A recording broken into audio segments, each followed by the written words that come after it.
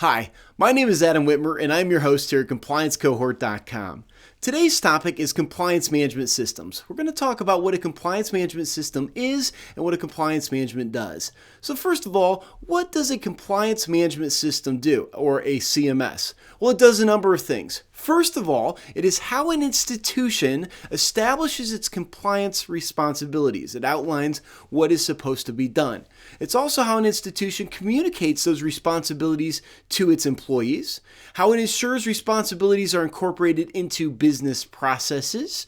It's how an organization reviews operations to ensure responsibilities are carried out and legal requirements are met. And most importantly, I believe this final element is the key to a compliance management system. It is how an organization takes corrective action. It is how an organization or financial institution self-identifies issues and takes corrective action. I believe that is the key to a compliance management system.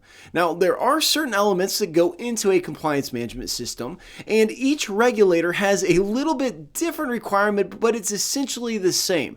The FDIC has language that's very similar to the CFPB, but they're organized a little differently, where the Federal Reserve uses more dialogue and less outlines, and the OCC is more of a general statement of management.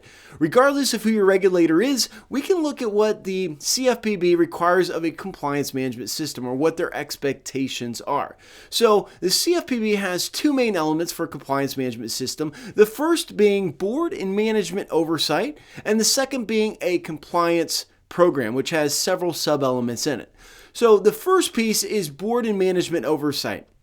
Well, the biggest piece to understand here is who is responsible for board and for the oversight of the compliance management system. I kind of gave it away there. Of course, it is the board of directors. They are ultimately responsible for compliance, whether they like it or not. But they are, so there has to be some level of board and management oversight, and this can be done oftentimes by having a compliance officer have a dotted line, so to speak, going to the board of directors or providing reports to the board of directors, some form of communication, and some sort of updates on a regular basis so the board has oversight.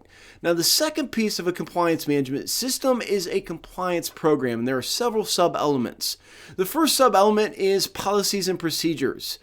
Financial institutions like banks and credit unions should have very detailed policies and procedures that outline their compliance responsibilities. So maybe a TRID policy or a flood policy or a fair lending policy, or at least those elements incorporated to some degree inside a loan policy. Something that outlines what the organization is supposed to do in regards to consumer protection and consumer compliance. The second piece of a compliance program is training. All employees of a financial institution should receive some level of training.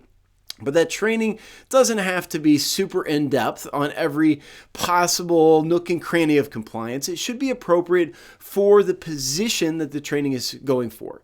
So tellers should know how to complete CTRs, I guess if you're talking about BSA, where a lender would not need to, but a lender needs to know fair lending laws, where the fair lending laws a teller needs are just very, very small. There are some pieces they need to know, but not near as much as what a lender needs to know. So the training should be appropriate for the job function. The next piece of a compliance program is monitoring and or audit. Monitoring and audit are two separate pieces, but very similar. They both have the same goal of self-identifying issues before an examiner comes in. So the bottom line between monitoring and auditing is that you are trying to self-identify compliance issues before an examiner comes in. Now, monitoring oftentimes is a lot less formal, may not have reports to the board, may not even have a formal report, and oftentimes there's no independence because a manager may monitor their employees' activities. And that's okay because that's monitoring. On the other hand, audit is going to be more formal and is going to have independence. But each organization should have some combination of each of these, and the combination is going to vary from one organization to the next. The final element of a compliance program is consumer complaint response. And for the CFPB, this is one of the most important things, is how you manage and monitor complaints. Complaints are a red flag for potential consumer harm because when somebody's upset about something, there is a good possibility that the financial institution is violating consumer protection laws. Therefore, being able to monitor and manage your complaints is a key piece of your compliance management system. So again, the first element is board of management oversight. The second piece is a compliance program, and that is a compliance management system. Thank you for joining us today on this quick lesson on compliance management systems. I hope you'll explore our site at compliancecohort.com, where we have a lot more videos like this, a lot of articles, tools, and resources. And we do hope you become a member of the cohort, and we will see you soon. Thanks a lot.